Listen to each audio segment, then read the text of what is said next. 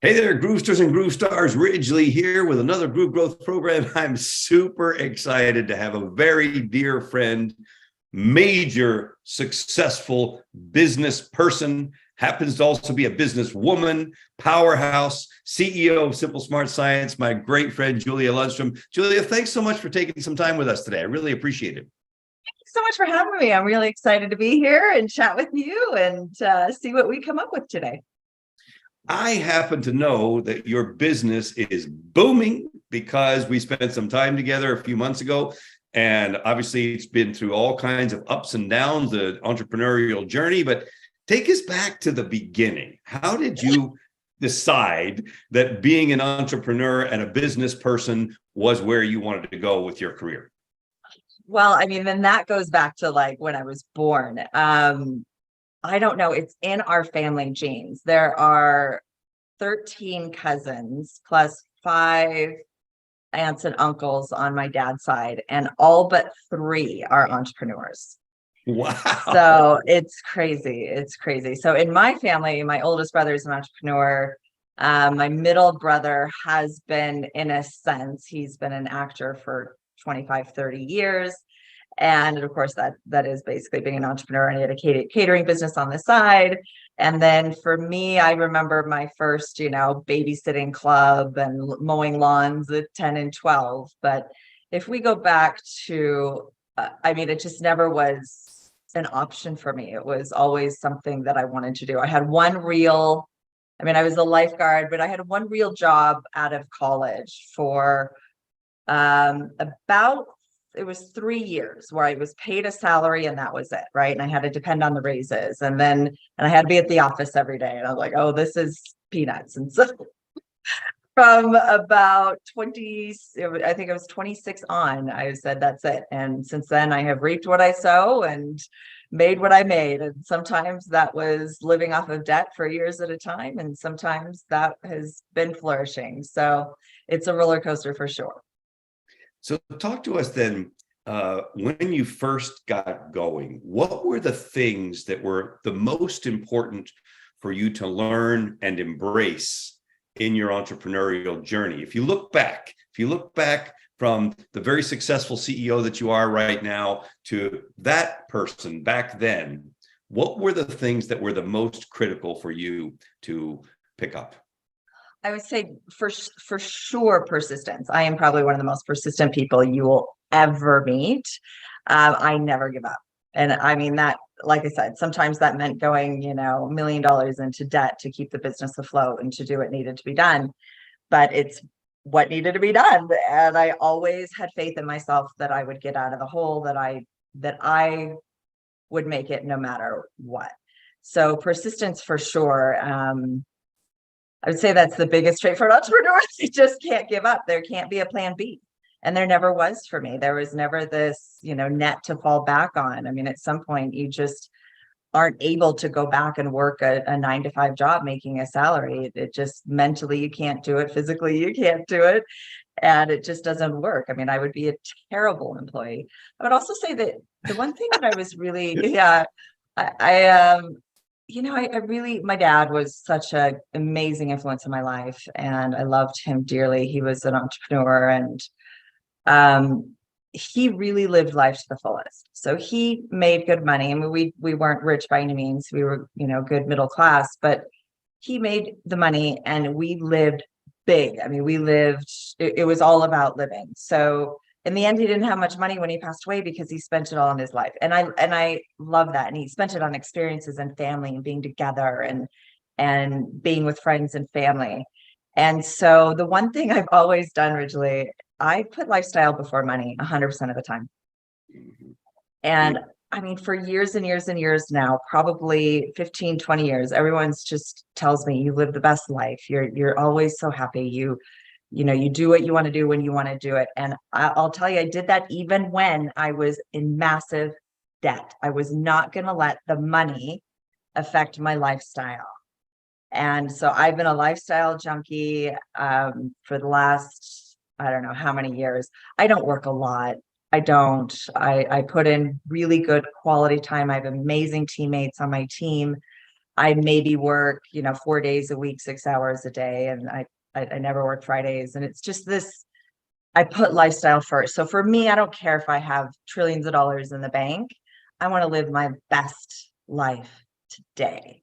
And that's what's been most important for me. And the money's just always, it's always there. The money will always be there, but your life won't. So that's what I've really lived my life by. And how did you nurture, or how did it happen that you developed this I am the most persistent person you'll ever meet? How did you foster I think that? it's just, I don't know. My dad was pretty stubborn as well. Failure has never been an option for me. It just really isn't. I think I know when people go to college that they have their plan A or plan B and what they really want to do, but then they have their fallback. And it's just like, why? Why would you do that? I mean, we're all going to have multiple career shifts in our life.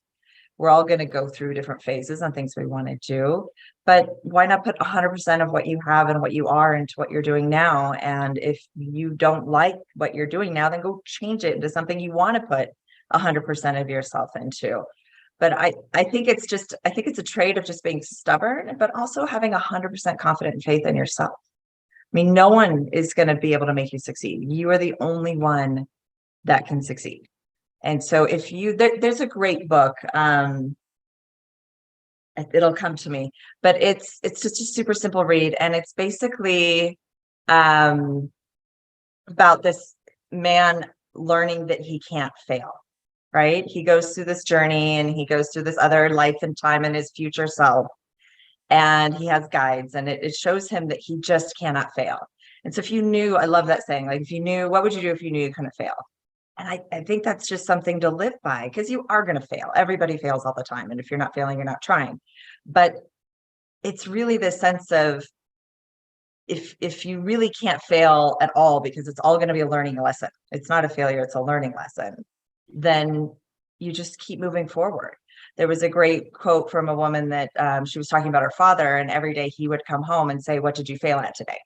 And so I started doing that with my son. And it's kind of this high five moment, because if he failed, it meant he was trying, right? We have this in this culture, not so actually in other cultures, it's a lot worse. So I live half the year in Sweden, and failure is not an option. If you fail in business, you can't start another business for 7 to 10 years. Really? So yes, it's not an option. It's terrible. If you declare bankruptcy, you're out for 10 years. You can't start a business. You got to go be an employee. You can't you can't do anything. And I know we have bankruptcy laws here, but at least for business, you could fail one day and start a new one the next day. And I think that's a glorious thing, because you're taking the lessons. Like, we want people to fail. We want them to take the lessons. I've had many failure businesses, right? But we want to take those lessons onto the next one so we can learn more and learn again. And I think that, we as a society look at as failure as a very bad thing, not as much as other societies, but definitely we look at failure as a bad thing. When in fact, it's like the most beautiful thing we can have. We should be embracing it and loving it and learning from it. And then the persistence just comes naturally. If you're striving to fail every day, if you're striving to learn and grow every day, then failure is just going to be part of the journey. And it's the fun part. It's the part where you're going to learn. If everyone is just successful all the time, it'd be boring. Well, I agree with you that it is very much the learning. It's the failure way forward thing. It's Eric Ries talking about the lean startup, fail as fast as you possibly can so you can learn. I'm not so sure I'd go so far as to say it's the fun part. Okay. I'm just saying, because those failures often come with a whole lot of pain and angst and aggravation.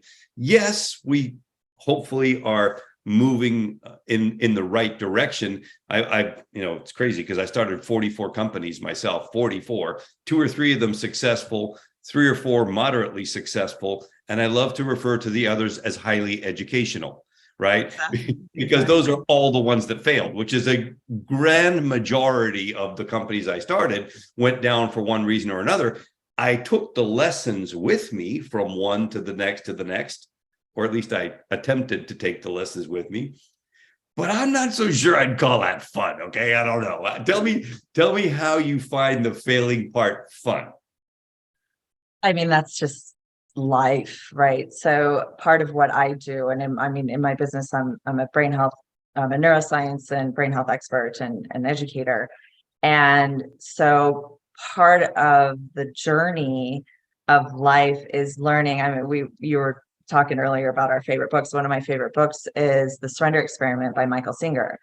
And he talks about how you need to let the good and the bad go through you. Otherwise, they turn into these energy balls, right? And they just build up and they build up, and it becomes stress and disease and, you know, not fun.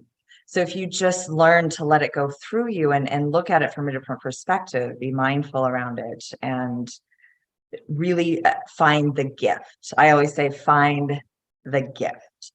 And if you just find the gift in the lesson, or the failure, it becomes a lesson, right? And it's not fun. I mean, you know, every other month I run into something into business. It's like, oh my gosh, really again? You know, just did that in August, and I had American Express cut our limit in half. It's like, you know, just not fun at all. But in the end, you find the different perspective. It's like, oh, great. I don't want to be under American Express's thumb anymore. I want to get away from them anyway. So this was a really great gift for me, because I'm tired of this company and their policies and what they're doing. And so it gets me completely away from them, which was awesome in the end, right? So if you could just shift your perspective and be mindful about it. And again, it goes back to knowing you can't fail, right? Knowing that even if you go to the worst case scenario, and this is a great exercise for anybody to go to the worst case scenario, like absolute worst case scenario, lose your family, you lose your house, you lose everything. What are you going to do? Well, if you've done it once, you're going to do it again, right? You have the lessons, you have the life skill. Worst case scenario, and typically you're never even going to get that far down, because you have the lessons and you have the life skill, right? You're not going to get to that point, and you can pull yourself back up. I mean, I've gone through that mental exercise so many times, and the worst is not that scary. It's not. I mean, even if I ended up in a tent, right? I'd probably end up in a tent in Mexico where it's beautiful, and I go start selling stuff on the beach. I mean, it's that bad, right? Like the worst case is just not that bad.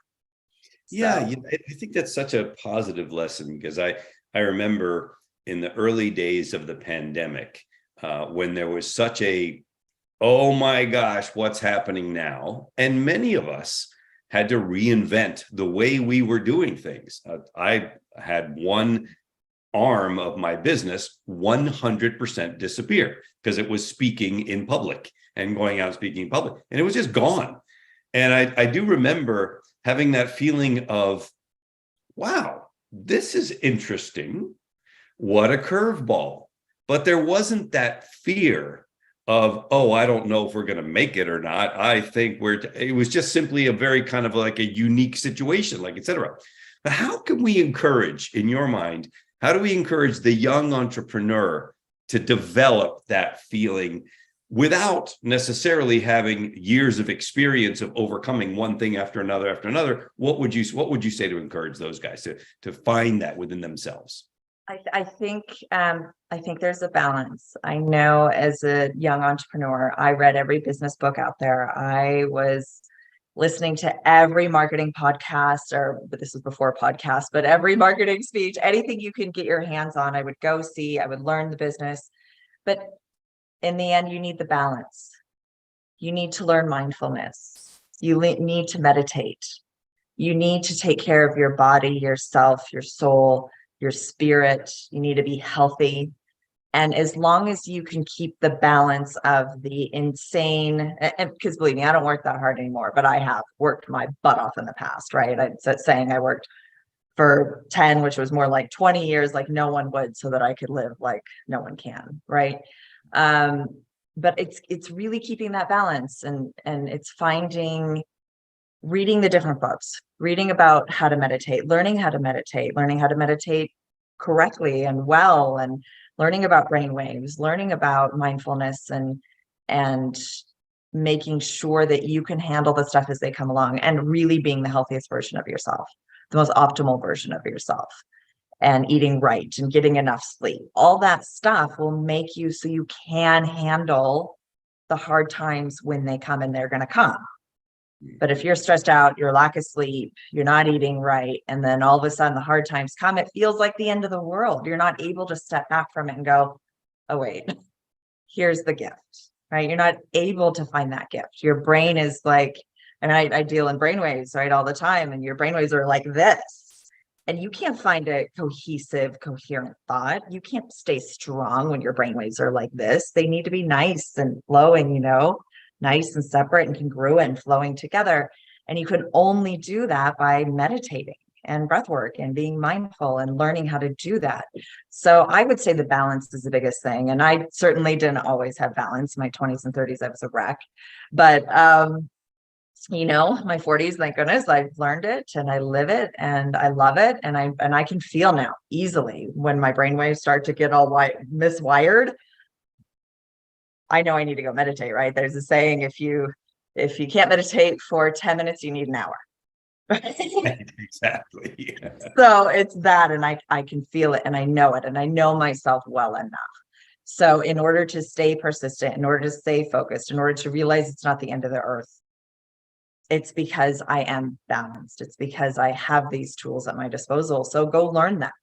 Don't just learn marketing and, the next cool trick and strategy and read the next cool business book that comes down the line. Balance it.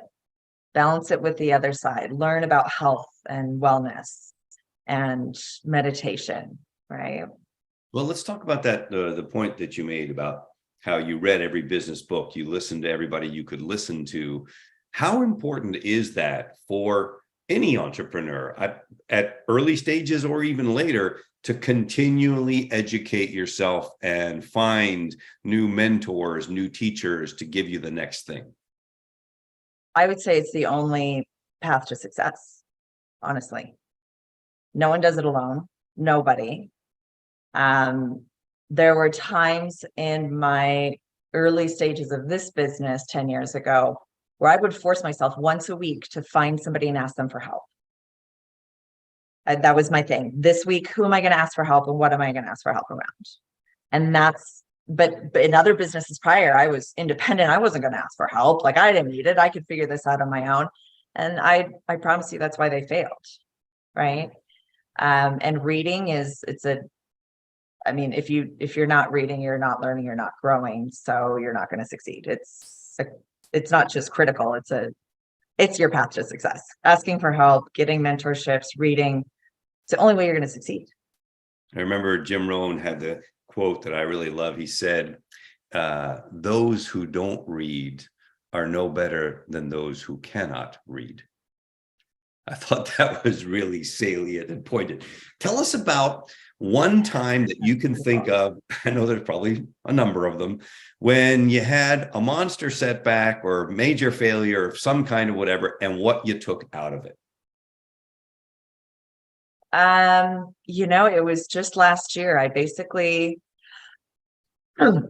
took a stick of dynamite and threw it at my business and blew it up by trying to grow too fast. I had hired a coach, a really expensive life coach who, grateful for the lessons I learned, but really put me in the mindset that I was Jeff Bezos or, Elon Musk, and that I could do whatever they could do. And now I'm a huge believer in mindset. I'm a huge believer in absolutely you can create your own reality. I'm also a believer in having one foot on the ground, and you got to have a backbone to support that, and you have to have a lifestyle to support that. And and the finances. And so I tried to grow really, really fast and start 3 basically new companies within my one company, 3 new divisions, and blew it up. And I mean, it was a very, very scary time and very stressful. Went from being so fun about trying to start all these new initiatives and, we're going to go so big, and to 2-3 months later, having to fire so many people and restructure everything and borrow a ton of money and, short-term debt and expensive debt, and just digging myself out of the hole every single day. And the one saving grace for me was exactly that, the mindfulness, like sitting down and being able to meditate on it. I learned this reset process. I went to Dave Asprey's 40 Years of Zen and found this reset process around forgiveness and finding the gift. And it was a beautiful experience to just daily go in and go, okay. And you have to take small bites, right? What's the gift of this tiny little thing and this tiny little thing and this tiny little thing? And after 3 months, you can finally step back and look at it and go, oh, here's the gift of the whole thing, right? I stretched myself. I learned that, I learned my capabilities. I'm not Jeff Bezos yet or Elon Musk yet. I haven't learned their lessons. I can't just jump, 100 or 15, 20 years into the future and pretend that I'm that person. I got to be me today on the knowledge I have today. I don't have their knowledge to do what they do today. Right. So I let go of that coach because didn't have one foot on the ground with the reality of, okay, it's great. I know visually I can get there, but I just can't get there this fast on my own without more help. And so that was a huge lesson. I bet. And also there's one of the things I'd love you to speak about is this notion of how much is enough, because so many entrepreneurs are chasing something that they're not even clear what they're chasing. And when I ask people, what's your number? They don't know. They don't even have really thought about it. It's just, well, it's out there somewhere. I've got, as opposed to, no, what's your number? What's your number? What's the end game? At what point could you say, well, this is really all I need? What's that look like? I don't even look at it from that perspective. I have really done a lot of work around that this year after blowing up my company last year, and grateful we survived and are thriving. But really, I'm to the point where I look at how many people I can help. Like, I don't even care if I have money in the bank. I mean, I want enough to be secure. For me, I'm just a lifestyle junkie, like I said, but I'm just looking at putting the money back in so I can just help more people.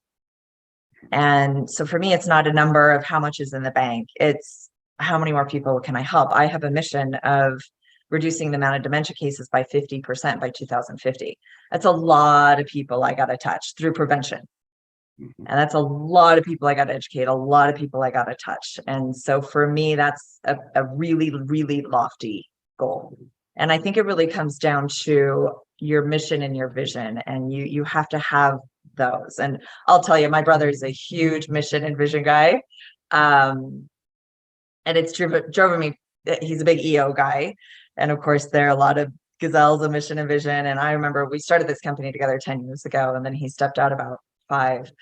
And man, he would drill that in. I just kept saying, we mission and vision doesn't matter if we can't pay our bills. Like, we got to keep paying our bills. And finally he had me, it came to me, right? So about 3 or 4 years ago, I really focused in on mission and vision. And the people that I've attracted into my life, the people that work for me, the loyalty, everybody on the same page where we all have the same mission and vision, right? And that's what drives me. It's, for me, it's honestly, I could care less about the money. I just want to help more people. I'd love to eradicate dementia through prevention, and it can be done if enough people understand what they need to do to make this happen. So yeah, I mean, I don't relate to that at all. For me, it's not about the number, right? It's about the number of people I can help. Yeah, that's great. Now, myself, obviously love that, having been in EO for 20 years and having gone through all of those things. I am 100% with you and on that page. To that end, talk to us about the value that mentors have represented for you in your journey. I wish I had more.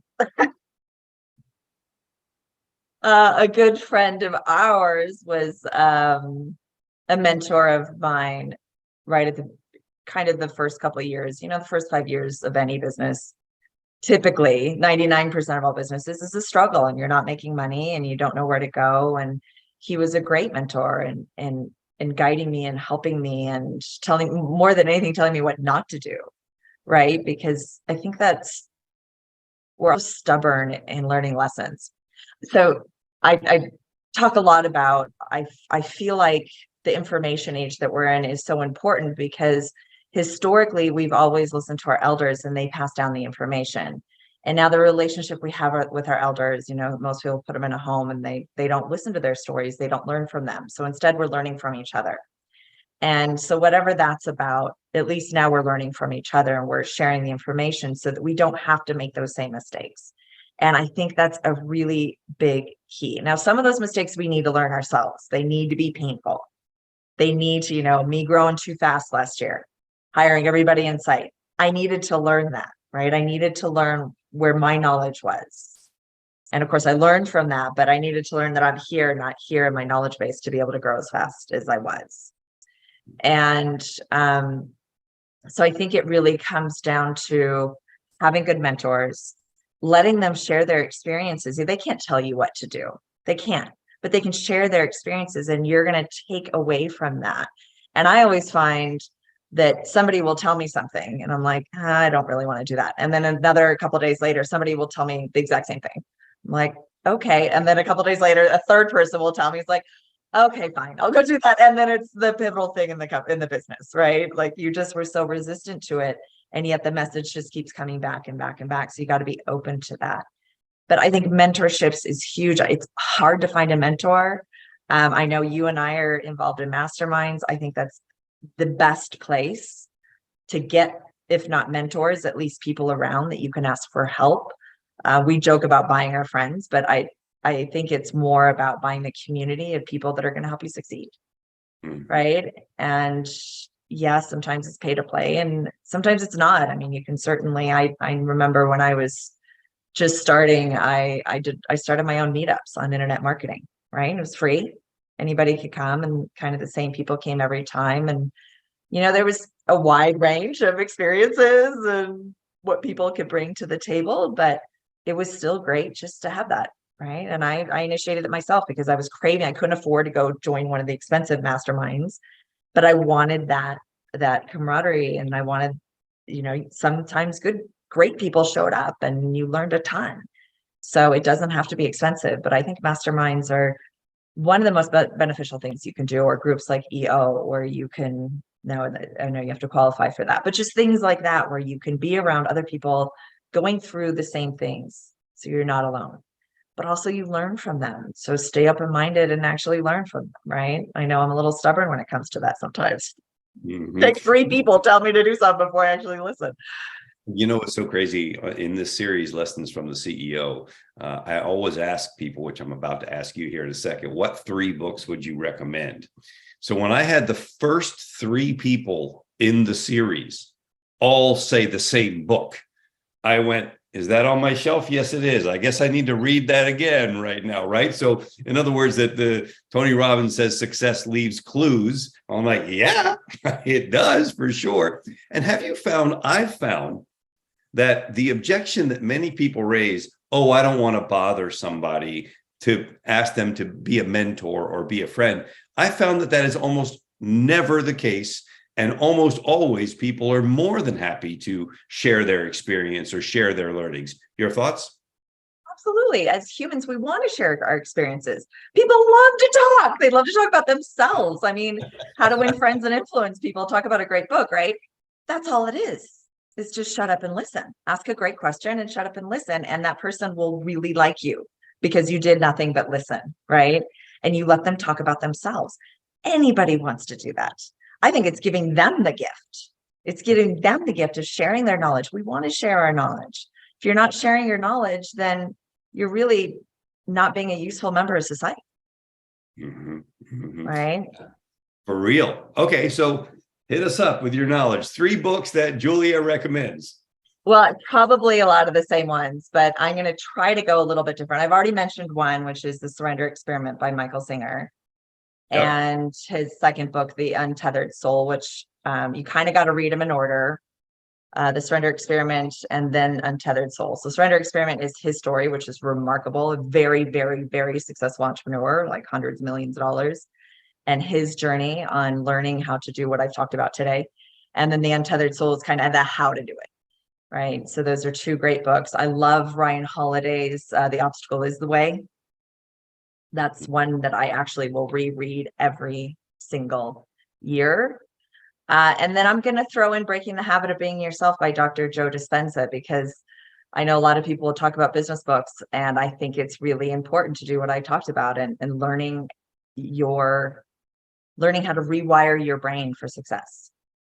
Breaking the whatever habit that means to you, whether that's health, wealth, relationships, rewiring your brain and learning how to do that. So those are my three favorites, I would say, for sure. Okay. Fantastic. And as we sort of wrap this thing up, tell us a little bit, what would you want to say to the budding entrepreneur? If you could look back and speak to Julia 20 years ago, what would you want to tell her that can also act as a lesson for the young entrepreneurs that listen to this? I would go back and it's the book, The Obstacle is the Way. Don't be afraid of these things that are being put in your path. They're being put in your path for a reason. Ask for help. Go through the obstacle. Don't try to go around it. The obstacle is the way. That's what's going to make you the better person, the more educated person, and really continue to learn and grow every single day. I mean, you need to challenge yourself every single day. And I think that just comes naturally for entrepreneurs, but it's the challenging yourself and asking for help, for sure. Yeah. And then you get to enjoy the lifestyle. And I'm so grateful that I have the opportunity from time to time to enjoy a piece of that lifestyle with you, Julia. I know, we have so much fun together, and we're part of a mastermind. That's how we know each other. So I think it's great because we learn a ton and we play a ton and we become really good friends and are never afraid to ask for help. I would have no hesitation on reaching out to anybody in our group and saying, hey, anybody know about this? And we do, right? We have this great WhatsApp group where everybody every day is posting, hey, can somebody help me with this? Can somebody help me with that? Somebody in our group just got their list onto the bestsellers list, but they launched it yesterday with all the help from everybody. Like, you can't do it alone. You need that help. So go find that help, go find that group, and just keep learning, be persistent. Know that you can't fail as long as you keep trying. Thank you very much, Julia. On behalf of the Groove community, we appreciate your wisdom, and I can't wait to see you again in the next few months at our mastermind. Julia Lundstrom, CEO. Absolutely. Thank you so much, Ridgely. You are the best. Thanks so much. Thanks, Ridgely. Ciao for now.